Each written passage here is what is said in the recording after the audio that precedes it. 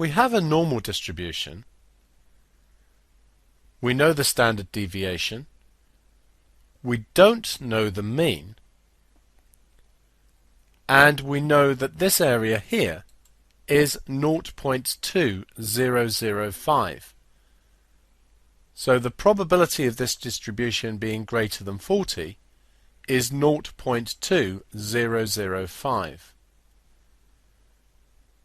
That means that this area will be 0.7995.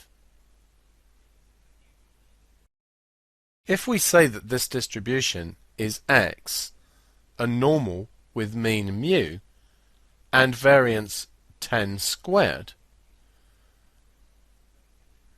then we know that we can transform to z using x minus mu divided by sigma, which in this case is x minus mu divided by 10.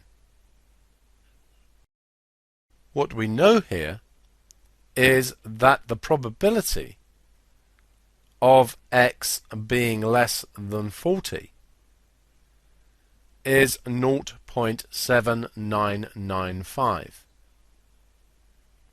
Using the transformation, that means the probability that z is less than 40 take away the mean divided by 10 is equal to 0.7995.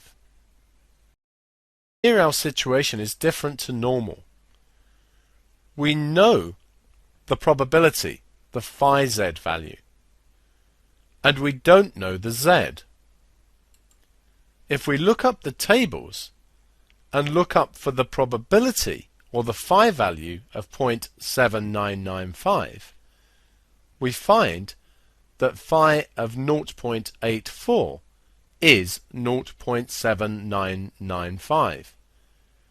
The last two lines, by comparison, tell us that 40 minus mu over 10 must be equal to 0.84.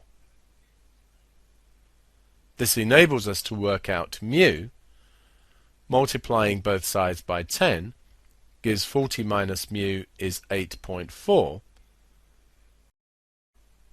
and rearranging, this gives us that mu must be 31.6.